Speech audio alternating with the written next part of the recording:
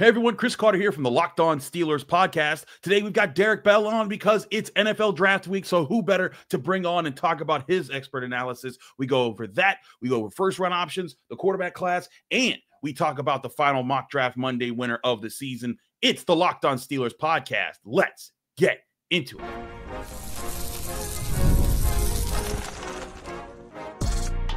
You are Locked On Steelers, your daily Pittsburgh Steelers podcast. Part of the Locked On Podcast Network, your team every day.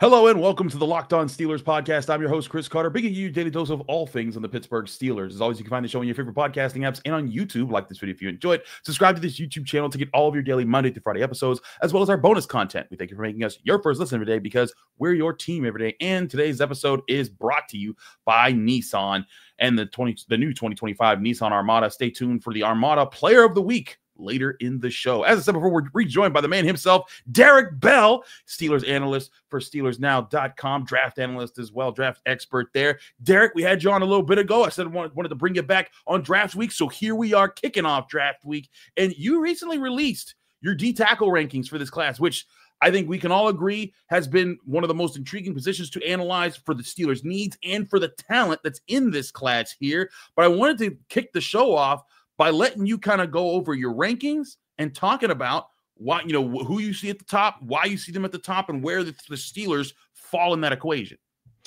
Yeah, it's a really good interior defensive line class, man. I see a couple potential impact players, and then I see just a lot of like what I would classify as really good starters at the top of the draft. And it's one of those positions in this one where there's going to be starters to be had like in the early portions of day 3, just because there's so much depth. Like there are guys getting frequently mocked, and consensus boards have in the 120 range that I think can play like next year.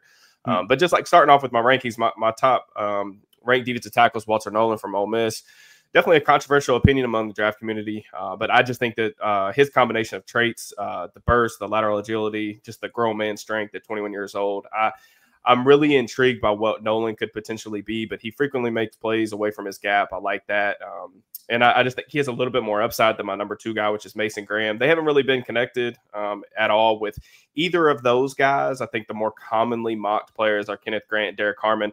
Those guys are 3 and 4 for me, both like with early, second round grades. But in this class, that's probably going to qualify for around like a top 20 player, just because there's not a lot of top end talent in this class. But similar with, I actually view Grant a little bit differently. I feel like than the consensus, like the size, I think he moves incredibly well.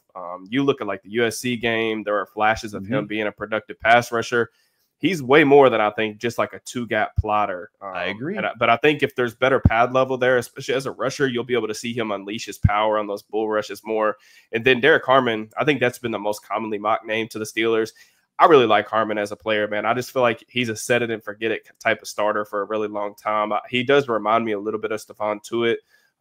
The versatility he brings, he can line up in a shade all the way out to a 5 technique. He's a guy that has really long arms, makes it difficult for guys to get kind of move him off his spot. I think he's got enough juice off the ball to get on blockers' edge. And, he's an asset like when you want to do like twists, stunts, things like that.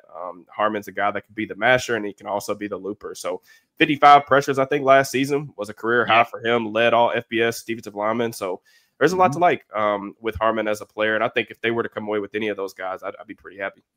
So that's the thing. The Steelers have multiple ways to go here. Now, I'll admit, I'm one of those people that haven't been big on Walter Nolen, particularly because I think he has raw power. That's undeniable. Like when you look at it, when he knocks somebody back, it's like, oh man. I just see a little bit of inconsistency here and there. And he was the least impressive to interact with at the combine. Like when we were talking to guys, right? Like Derek Harmon knocked it out the park. I think Kenneth Grant didn't knock it out the park, but he did a good job at the combine. Walter Nolen, I just felt like, okay, I get it. And at the same time, like you watch his tape and like he's still a first round defensive tackle in my like I rank him like he's 4th in my rankings, but I still like 4th is still like he's gonna be gone by the top by the top by the first round. Like that's not a slight towards him, but I think that's where it'll be very interesting, Derek, to see where the Steelers put their emphasis specifically for the D tackles, because there's also a chance they don't go D tackle in the first round. And I want to explore that next. But what do they prioritize at this position? Do they see Kenneth Grant as more than a 2-down player? Because to me, that's where I differ with people as well. Like, I think Kenneth Grant can be a more complete defensive tackle. He wasn't devoid of pass rush skills. He just wasn't his specialty like it was Derek Harmon's. And I think Derek Harmon would be a great fit.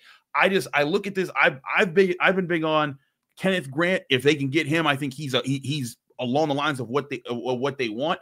But any one of those four, because we're including Mason Graham in that, but any one of those four to me would be a win of a first round. But Derek, let's expand a little bit. Who are the primary players at other positions that you're saying, like, I would, if like it came down to this player and some of those D tackles, that you would say, you know what, I might change plans for that guy?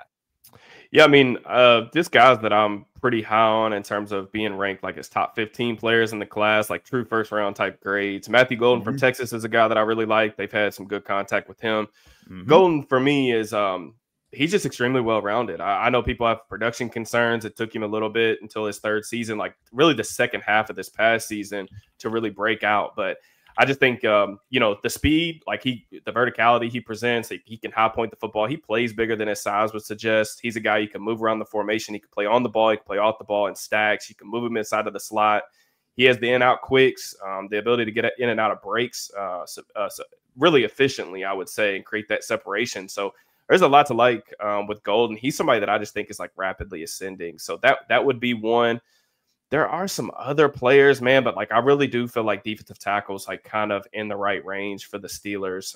Like I said earlier at the top, this isn't really a draft that has a ton of like first round guys that I'm like super excited about. I just don't have a lot of first round grades, but this is one of those drafts where I think if a smart general manager and a smart organization is going to try to get as many bites at the apple as they possibly can on day 2 of the draft, just because there's a lot of quality starters, even if I don't see necessarily a ton of difference makers necessarily in this class. No, I feel you on that. And, I've talked a lot about the potential of trading back to get more day 2 shots. That's the move right there. Because they only got one. They only got one day 2 pick. And this is a year where I think that the day 2 of the draft could yield a lot of good picks. Now, I want to talk quickly about cornerback, because that's a position that going into this draft process, I thought was going to be of a higher priority for them. But they only brought in 2 guys in their pre-draft visitors. They did not show an urgency at the combine to talk to the litany of cornerbacks that I thought were decent guys at this draft class. Now, they did bring our guy, Azareye'h Thomas. Both of you and I have been big on him. But I was talking with Brian Batko, my colleague at the Post-Gazette, and he did a mock where Jahdae Barron fell to the Steelers, and I'm like, if Jahdae Barron fell, I don't know, man. Like, that's one of those guys. Are any of those corners in that range for you in that first round compared to D tackles, or do you still say, hey, no, D tackle or bust in that spot? Yeah, I mean, if a guy like Will Johnson fell, that would intrigue me a little bit. I know like his stock is kind of taking a little bit of a tumble. His 2024 tape isn't nearly as good as like kind of I was hoping that it would be. But a guy who's been like, I mean, he's been a 3-year starter for Michigan, really has been one of those dudes from Ann Arbor. I just think his anticipation, the ability to like mirror guys. I'm a big fan of his like playmaking ability to read and react, especially from off coverage. Really fluid pedal. Like in some ways, I think that Johnson kind of reminds me of like a 90% version of like Darius Slay. Just in some of the ways that they need to be deployed, I feel like at the next level. Now Barron's an interesting one. Is more of like a jack of all trades player, excellent communicator, really good football IQ in terms of like read and route combinations and zone coverage. I do kind of wonder about Barron just in terms of he doesn't play like he tested. In all honesty. And I kind of wonder if he's one of those guys that is kind of good or solid at a bunch of different things, but doesn't really have a true trump card. So I kind of wonder what the ceiling is for a player like him, especially as a 5th-year guy. But I do like the player. He's somebody that I think everybody would be excited about and getting in the first round. And I would probably be I would think it would be fine, but not necessarily something that would maybe jump out of my seat. But I do kind of want to talk about some of these guys that they had on the visits and Thomas and Amos. I think they're pretty interesting players themselves. Now, I think those 2 guys are really scheme specific, especially Thomas. But Pressman, I think in the class, he's the best in the class in terms of disrupting the timing of the receiver with his length line of scrimmage. He understands like how to use the boundary as an extra defender. just crowds catch point opportunities with this link. Now the 4.58 40-yard dash, definitely not good. Puts him in outlier territory. I did move him a little bit, but honestly, like if you look at the film, he didn't allow a lot of explosive plays. Guys weren't getting behind him and really stacking on a consistent basis. So I like his competitiveness, and he's one of the youngest players in the class too. Amos is kind of on the other end of the spectrum. Like he's another fifth-year guy. It's been around the 3 different schools, but that ball production was outstanding this past year. Over a dozen pass breakups, 3 interceptions. I think he's the best in the class just at being patient at the line of scrimmage and then peeling off to make plays on the ball and zone coverage. You saw him make a couple of splash play interceptions in the red zone of like him coming off his assignment. I think the LSU game, he did that on multiple occasions. Now, what's weird with Amos is I feel like his stock is like taking quite the rise over the draft cycle, but he's actually a guy who I found getting beat over the top quite a bit in the SEC. Now, good caliber of competition for sure, but it is one of those things that kind of I wonder how legit that testing time actually is. So, but both good players and somebody that like if the Steelers were able to acquire like an extra day 2 pick, I think maybe like an extra second rounder if they were there. I do think that those guys would be players they'd consider. Yeah, see, that's the thing. Trading back and find a way to get some of these guys. That's a priority. But there's also the chance that you trade back and then all of a sudden the guys that you were hoping would be there gets taken before you. That's always part of the gamble, right? Absolutely. Like, it doesn't always work out that way. And one of the pivots that I think it could be available to them if he's still there is one of their other pre-draft visitors, Nick Emmanwori, the safety out of South Carolina. Like, let's say the Steelers get to 21, both let's say all 3, Grant, Harmon, and Nolan are there, and they're like, you know what? We can live with any one of these guys.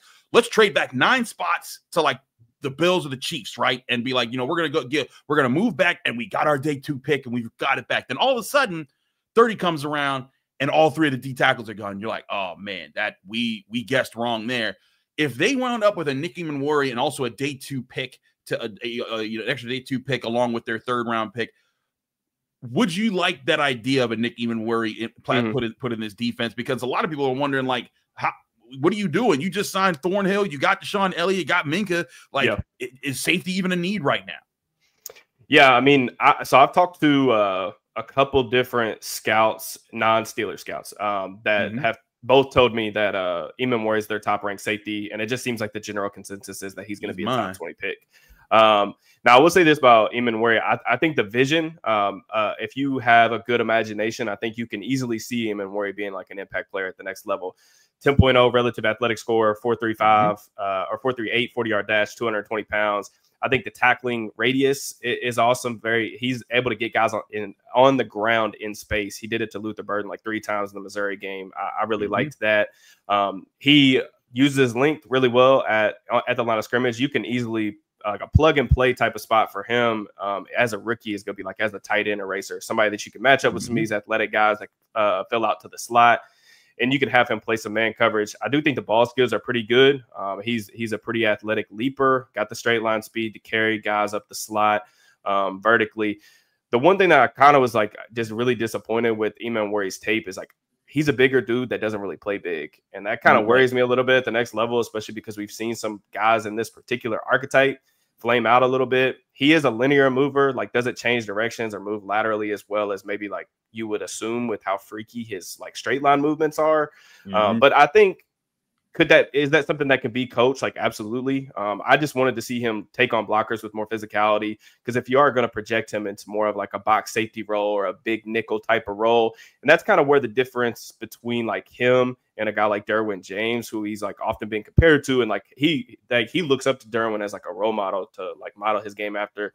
But I just didn't see as much like in-out quicks or just like the physicality to take on blocks and come downhill with that type of temperament or urgency. That can definitely be improved upon. He's another guy who's like one of the younger players in the class, one of the few underclassmen. So there's a lot of upside with Emmanwori. It's just like I kind of struggled to really put a grade on him because I don't necessarily think he's like one of like the 32 best players in the class right now. But part of the process is trying to predict what's going to translate at the next level and how these guys are going to develop over time. I agree with you there. I think that's why a lot of people there's a lot of people out there to say Malachi Starks is the best safety in this draft class. I'm more of an even worry guy. That perfect relative athletic score 6'3" and running that fast and just big dude. Like that's just you. That's so useful. But there's one position that we did not mention in all the first round priorities, and that's quarterback. And it's been a table that I've been banging since the start of this draft, but since last year about this draft. Was that this is not the year to go after. I want to talk about Derek in this class and whether or not there are red flags or if the notion that there are red flags is a red herring. We'll talk about that next here on the Locked On Steelers podcast. Chris Carter, Derek Bell, stick with us. We will be right back. But first, I want to remind you this show is also brought to you by Amazon Fire TV. Did you know that your Fire TV is also an Xbox? If you turn any TV into your gaming and entertainment hub, you can do so with Fire TV Stick 4K devices. No console required. Just grab your paired controller, subscribe or sign into Xbox Game Pass Ultimate with EA Play included, and you're ready to play. You could dive into hundreds of premium titles from EA Sports College Football 25 to Call of Duty Black Ops 6 and Avowed. As easily as you stream your favorite shows, it's gaming made simple, and it's all on your Fire TV. With 4K streaming, you can watch more than 1.5 million movies and TV episodes from your favorite subscribed services like Netflix, Prime Video, Disney Plus, Max, and many more. I stream so many different shows all the time, and it's great to have them all in one place. I don't get to game as much these days, but being able to have my streaming services and gaming easily available on Amazon Fire TV is wonderfully convenient. Head to Amazon.com/Fire TV Locked On to get started. Xbox Game Pass Ultimate subscription and compatible controller required. Available on select devices, including Fire TV Stick 4K, 2nd gen, Fire TV Stick 4K Max, 1st and 2nd gen, and Fire TV Cube, 3rd gen. Amazon Fire TV.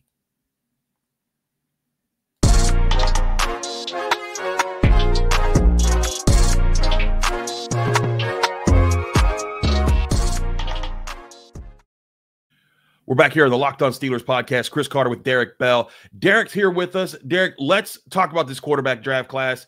I've talked about it a lot, but I always try to offer as many different perspectives from all the guests that we like to bring on this show to show like, hey, it's not just, this ain't just me. Like whenever I'm saying something, and sometimes it is just me. There are sometimes I will stand on that branch, but I have been banging the table that this is not the starting quarterback draft class year to be gunning for this especially in the first round. I think if you get a guy on day 2 or day 3 of this draft class, while you address other key positions first, and then that guy becomes a backup that can become a bridge quarterback for you, or even just be your backup for a long time. That's the win that I think is available to the Steelers more so. But I wanted to give you a chance to talk about Shedeur Sanders, Jackson Dart, anyone that anyone's saying is a first round quarterback that you're like, okay, I don't know about that, because I've seen you talk about it, and I know that anyone knows you that you've been very adamant about this quarterback class. But what is it about when you look at some of these guys that people are pushing into the first round that you're just like, I don't know about this guy?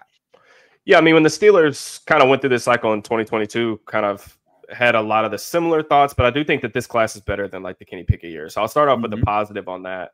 With Shedeur, the recent visit, I think, has a lot of people excited about that potential marriage, just with his draft stock kind of being dampened a little bit. Like maybe it just seems like the league doesn't view him like the way I think a lot of the media kind of did headed into the cycle. With Shedeur, a lot of experience. He's a good decision maker, sharpshooter accuracy, first and second level. This dude's like nails in the pocket. There are flashes of him going through his progressions. I think he's a really smart player above the neck. I think that when he's playing in rhythm, he can really slice you up. The thing about Shedeur is just like the collection of tools is just like average to below average, really across the board. Doesn't drive the football with a ton of velocity. So that's like one of those things. And he's not necessarily somebody that's going to be able to play out of structure consistently because he just doesn't have the speed or like the quick twitch ability. Now, my third, like he is my QB2. My QB3 is Jalen Milroe. This is kind of like the lottery ticket. I think Daniel Jeremiah described him a really similar way, but he's got the howitzer for the arm. One of the most gifted runners we've ever seen like enter the National Football League. This dude destroys pursuit ankles. You mentioned Malachi Starks. Ask Malachi Starks and the rest of the Georgia defense about what it was like to chase Jalen Milroe around for 60 minutes. I mean, this dude's never seen a pursuit angle he couldn't destroy. Strong. He could throw the ball down the field. He has a ton of range with his arm, but he can also like really like ramp up the RPMs. Now, the thing about Milroe is just like there's like a dangerously low floor with him. I mean, the highs and lows, they range quarter to quarter, drive to drive. There's just no consistency with his game. He's got to get more accurate. Process has to be sped up. I do think he took some strides in that regard last year, but again, we saw like kind of a dangerous floor. And then like one of the guys that I feel like I'm just like significantly lower on the consensus, it seems like now that we're talking about him as a first round pick, is Jackson Dart. There are things to like about Dart's game. Like he's a really charismatic player, has a highly repeatable throwing process. He has pretty good mechanics, I think, from a polishing standpoint. He's a big play hunter. I love the fact that like he's fearless when it comes to like throwing the ball down the field. Like he wants to push it.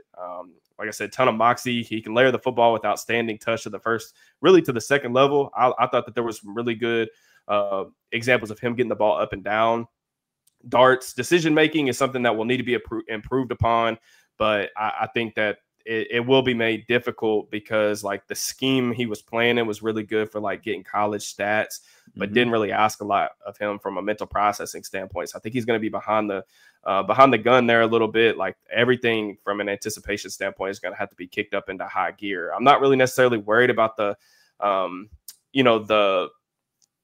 I guess floor with Dart. I'm more so concerned about like what the ceiling is, because I do think he's a guy who's going to need to sit at least a year. And I think where I kind of differ from a lot of people is like I just don't think that the arm is really nearly as gifted as a lot of other people do. So I'm kind of with you as far as I would prefer to just pass on the quarterback draft all around. Like if it got to certain points on day 2, would I be interested in taking, day 2? Say if they traded out of the first round completely, let one of these other teams come up to 21 or whatever, take their quarterback of choice. They can get an extra day 2 pick. And if one of these guys is there at pick 60 or whatever, with that extra day 2 that you acquire, if Jalen Milroe's there, like take him there. But I think that those guys that we just talked about are all going to go probably in the top 32 picks. And I'm very skeptical that any of them are going to be able to return that type of value. I compared it last week to the 2019 draft class where like Kyler Murray, first overall pick, but then you get your Daniel Joneses and you get your Dwayne Haskinses and your Drew Locks and guys like that. And it's just like times where when you're hungry and you're at the buffet, everything looks good.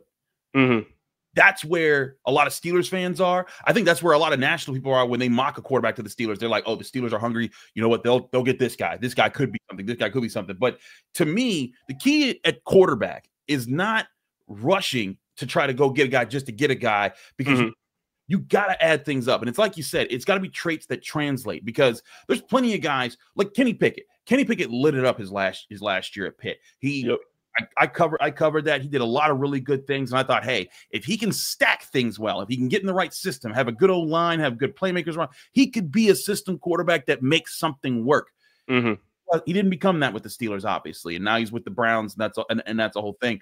I think there's a lot of guys like that did really well because of the things that were afforded to them in college, the systems they were in. Like, for example, a Quinn Ewers. When you look at him, some people ask me like, well, how is Arch Manning so good if Quinn Ewers was able to keep the job over him? Like, because Quinn Ewers is a very good college quarterback, but Quinn Ewers doesn't have the traits that's going to make him a first round pick, and that's why he's not getting mocked in that range. And so it's those traits that we're talking about. Like with Sanders, he doesn't have elite arm strength, he doesn't have elite speed. He doesn't have elite size. And so when you put those things together, he has to be like the best processor of the field that we've ever seen.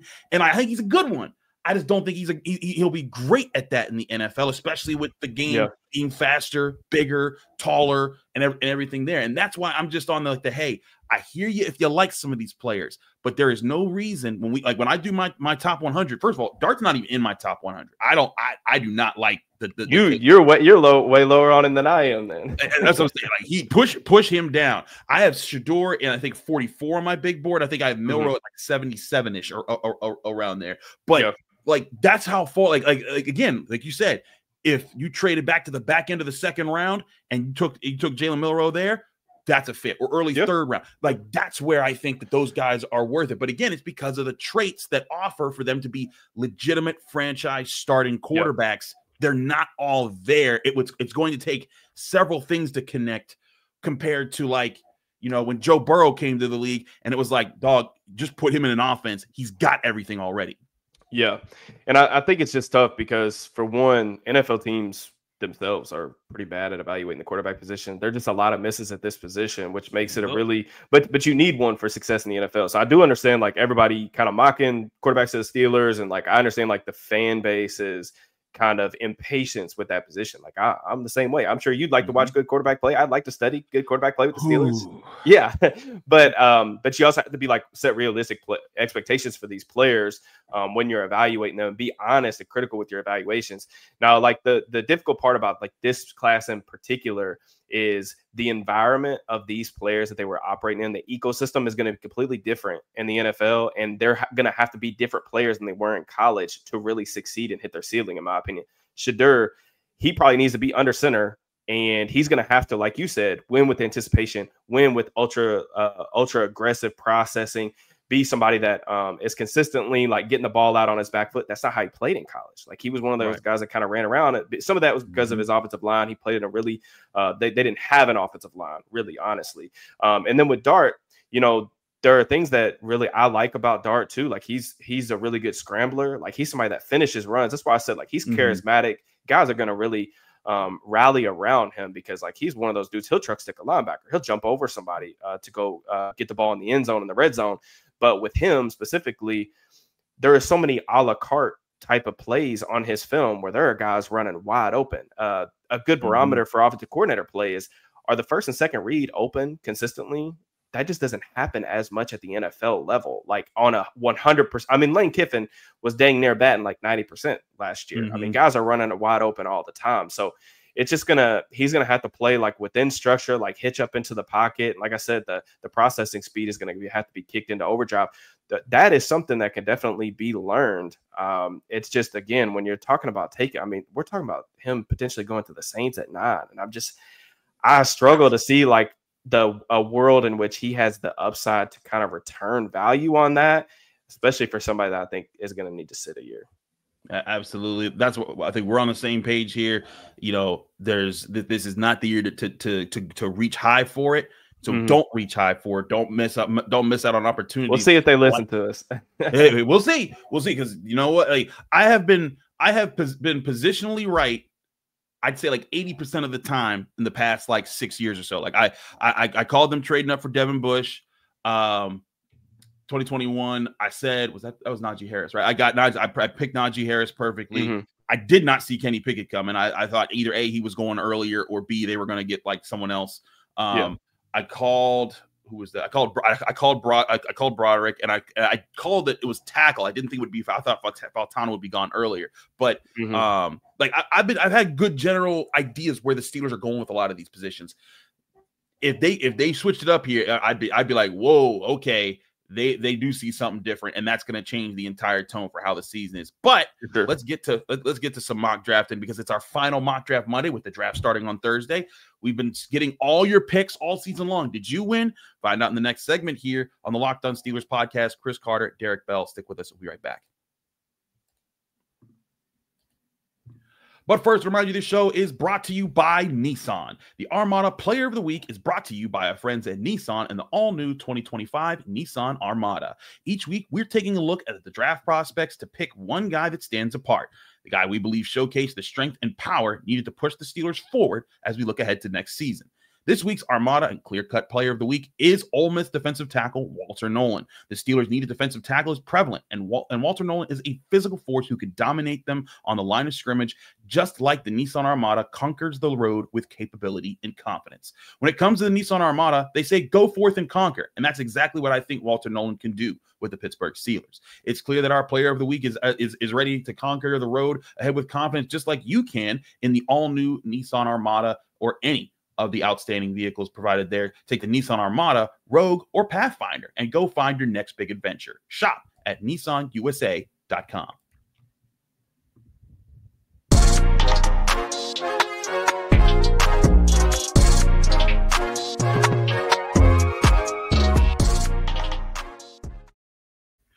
We're back here on the Locked On Steelers podcast. Chris Carter, Derek Bell. Derek, as always, on Monday, we do our mock draft Monday where we submit picks or we submit our post. You guys submit your picks and through it. We go it and for the annually when I do this, the last one of the year, There are no rules. Throughout the year, I do experiment because, it gets boring if you just do the same thing. So I'm like, hey, pick this round, pick this round, try to do this here. Don't trade up, trade down. So this year I said no holds barred. Do what you think is the best and what is within the relevance of being realistic for the Steelers. Yeah. So we go to our final mock draft Monday winner of the year, and it's none other than Matt D. Matt D, congratulations. You are our final mock draft Monday winner. You submitted an interesting draft class here. Now, obviously, if you're looking at it on YouTube, he didn't pick with the normal Steelers picks. He traded back, but he did a kind of a big trade back. And this is one of the formulas that I think is going to be very interesting to see if it comes into play on Thursday night when the Steelers' first round pick comes around. He traded back with the Chiefs at 31, but he traded both the Steelers' first and third round picks for the Chiefs for 31st overall pick, 63rd overall pick, and 66th overall pick. So essentially trading back 10 spots in the first round and a third round pick for their first round and 2 late second rounders. Now, we can debate. Everyone has an opinion whenever you do a draft trade. That's unrealistic. That's so realistic. But the point is, we're experimenting here with possibilities. And Derek, the way that this board fell for him, I thought was very interesting. Now,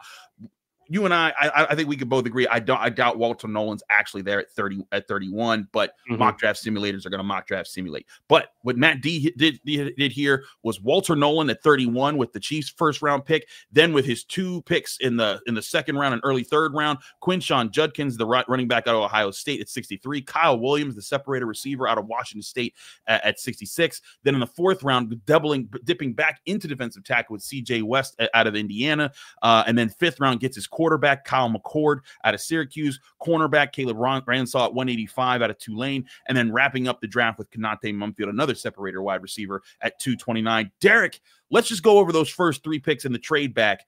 If this ended up being the Steelers' haul, what would you be saying about Omar Khan on Thursday night? Or, well, I guess Friday night.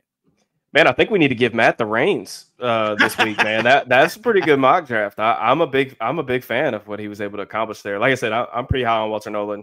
Definitely think that there's a substantial amount of upside there. I just think that a lot of his issues right now are really fixable, and he was productive despite that. And I think if like some minor things get cleaned up and he lands in the right situation, I'm not really I wouldn't be as concerned about like some of the work ethic concerns that are swirling out there if he was to land in Pittsburgh with Carl Dunbar, Cam Hayward, TJ Watt, a lot of really veteran defense. I would feel good about that landing spot. With Quinshon Judkins, like he's a really straightforward evaluation, man. Like he's going to try to run through your face. He's a guy that's going to be really reliable in pass protection, more of like an inside the tackles type of runner. I don't necessarily think he's one of the better scheme fits for what Arthur Smith wants to run necessarily. So that would be kind of my question there. But the next 2 picks are what really got me really excited. Kyle Williams, he's my wide receiver 6. So I am super hot. Yeah. Okay. I love me some Kyle Williams, man. He's like Houdini at the line of scrimmage, man. Like he can really get off press coverage. Like it's really difficult to get a hand on this dude. He's a smooth route runner, efficient in and out of his breaks, and he's got the speed to get over the top. He ran by Travis Hunter for a deep ball touchdown. He's also somebody that was really good on screen passes, design touches underneath. He's like got an instant accelerator. He took several screen plays to the house last year. And then C.J. West, he's also in my top 100. He was DT, I think 11. I don't have my rankings in front of me, but he's another guy that's really exciting, man. I think he was a guy that transferred to Indiana and completely overhauled their run defense. You did put him at 11. He just the upper body strength, man. Hold the point of attack. He's got a quick first step. He plays down laterally, like that perimeter runs and things like that. Plays with a really hot motor. Definitely something that the Steelers typically look for in their interior defensive linemen. And I think that there are definitely things that he needs to work on as a pass rusher. He needs to play with more consistent pad level and not swell up in the second surge phase that kind of neutralizes some of his bull rush. But man, I think that he's got quite a bit of upside. And like that's kind of what I was saying earlier when we started the show. It's like there's going to be starters at nose tackle, at 3 tech, that you're going to be able to probably get in the early portion of, day 3. And that just speaks to the depth of the class, really in particular at interior defensive line and running back. I think, again, that's the tricky part of if you can trade back this year and still get one of those target defensive tackles that, again, I think it's first round priority this year. That's why I led with that in the first segment. if you're able to do that and get a haul like this where you address several needs, you get D tackle, you get a running back, like you said, maybe Judkins isn't the scheme fit that you want. Of getting a running back in that at the 63 range, like there's a lot of guys that are going to be there, like RJ Harvey, DJ Giddens, Dylan Sampson. Like I think that's the range you're going to find a lot of. I think Travion Henderson's going to be gone by then, but but that's the range there. And then to get a separator receiver, which I think is the one thing this offense doesn't have completely. I think Calvin Austin can separate. I think he's more of a pure burner that can occasionally beat you. If they had a guy like Kyle Williams, or honestly, Konate Mumfield, I think does a really good job at separating too. If they had guys that could do that along with Pickett, like that would change up a lot of what this offense can do in the receiving game. So double the D tackle, getting wide receiver, running back, still getting your backup quarterback in Kyle McCord. I think that's why I went with this one as the winner, Derek, just because I think Matt D, like you said, he was cooking. He was on fire. Yeah, I mean, you mentioned that. Yeah, you mentioned the stuff with Calvin. Just I really like the stretch that Calvin brings to the offense. Like he's definitely somebody that can take the top off the defense, but also like he plays with good burst and urgency off the line of scrimmage. So he can clear things up for guys underneath. The difference with a guy like Kyle Williams, though, is like I do think that just underneath the quick winner, if you will, they are kind of missing that a little bit. Like DK is a guy who, he's a vertical speed guy on the outside. Pickens is a guy that is more of like a late separator who can still run routes and get open and things like that. But if you had Kyle Williams, somebody that can play outside, he can play Z, he can play slide, you can move around the formation to kind of run some of those quick hitters. And then one of the things I think they have been missing that they don't really have on the roster right now, aside from like the quick hitter stuff, is they don't have really a run after catch guy.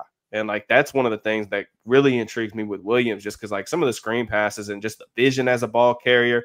I forget what the actual number is, but I want to say it was like 20 missed tackles forced this past season at Washington State. My kind of prediction is that I think that the Titans are just going to pair Williams with Cam Ward because they played together a while back. So I think that that's where he's going to ultimately end up landing. But yeah, Williams is like, it's funny that Matt you picked that mock draft because I did a column a couple of days ago. I was talking about like the 5 most undervalued prospects in the 2025 NFL draft class. CJ West is on there and Kyle Williams is on there. so yeah, me and Matt are in sync this cycle. Matt D, ball. Congratulations, Matt. Derek, thank you so much for joining us here on the Locked On Steelers podcast. Let people know where they can find you, follow you, and get more of your work. Yeah, at Steelers_DB on Twitter and on YouTube. And you can follow all of my written work at SteelersNow.com. I appreciate you having me on, man. Absolutely. Thank you, Derek. And thank you all for joining us here on the Locked On Steelers podcast. I'm your host, Chris Carter. Follow me on Twitter, Instagram, TikTok, Blue Sky, all the social media handles at Carter Critiques. You can find me in my written work at the Pittsburgh Post-Gazette, post-gazette.com. You can find me here on the Locked On Steelers podcast every day, Monday through Friday, on your favorite podcasting apps and on YouTube. Like this video if you enjoy it. Subscribe to this channel to get all of those daily episodes. Back here tomorrow with more on the Steelers right here on the Locked On Steelers podcast.